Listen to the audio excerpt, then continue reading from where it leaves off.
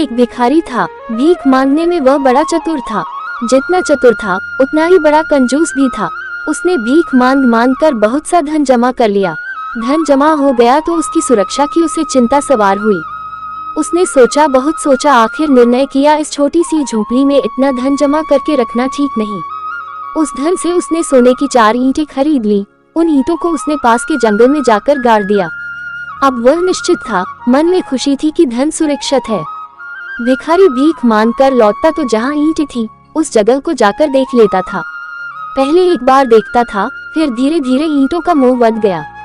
वह दिन में कई बार उस जगह को देखता, पैर से जमीन को अच्छी तरह थपथपाता ताकि मालूम पड़े किसी ने ईंटों को उखाड़ा तो नहीं, जगह खोखली तो नहीं हो गई। एक दिन किसी चोर ने यह बात ताड़ ली। जब भिखारी ईंटों की जगह को देखकर लौट आया तो चोर ने पीछे से जाकर उस जगह को खोद डाला। सोने की ईंटें देख वह खुशी से उछल पड़ा। मन में कहने लगा, ये तो बड़ा धनवान भिखारी निकला। चोर ने सोने की 4 ईंटें निकाल उनकी जगह मिट्टी की 4 ईंटें रख उस जगह को पहले की तरह समतल बना दिया। भिखारी शाम को फिर ईंटें देखने आया। सुबह तो ऊपर की मिट्टी कड़ी थी, अब भूरा भूरी मिट्टी देख उसे शंका हुई। उसने उस जगह को खोदा। सोने की ईंटों की जगह मिट्टी की ईंटें रखी थी। भिखारी फूट फूट कर रोने लगा। तभी उस रास्ते से एक महात्मा गुजरे। उन्होंने भिखारी को रोता देख रोने का कारण पूछा। भिखारी बोला, महात्मा जी, मैं लूट गया, मेरा सब कुछ चोरी हो गया, अब क्या होगा। महात्मा ये सुनकर आश्चर्य में थे। देखने में वह फटे हाल था, शरीर पर अच्छी तरह कपड़े भी नहीं थे, जाड़े में कांप रहा था भी भिखारी।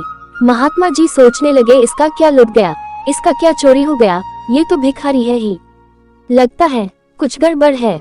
उन्होंने भिखारी के साथ हमदर्दी दिखाए, कहा, रो नहीं, बता तेरा क्या लुट गया। मुझे तो नहीं लगता तेरे पास धन होगा। हाँ महाराज, धन था, मैंने भीख मांग मांग कर सोने की 4 ईंटें जोड़ी थी। उन्हें चोरी के डर से यहाँ गाड़ गया था, मगर वही चोरी हो गई।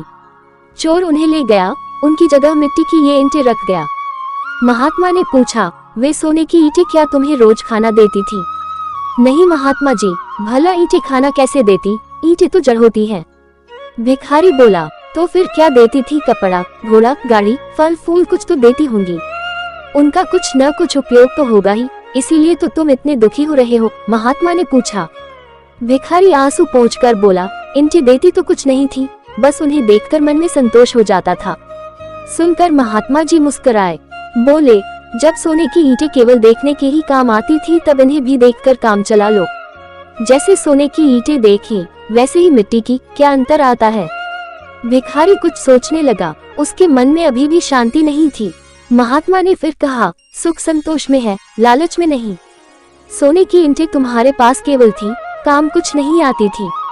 ईंटें अब भी हैं, तुमने सोने की ईंटें भी मिट्टी में गाड़ रखी थी। विचार करो और संतोष कर सुखी बनो। भिखारी के बात समझ में आ गई। उसने महात्मा जी को नमस्कार किया और भिक्षा मांगने वाला कटोरा उठाकर अपनी राह पर चला गया।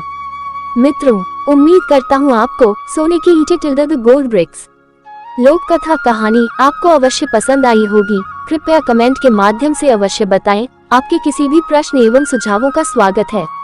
कृपया शेयर करें।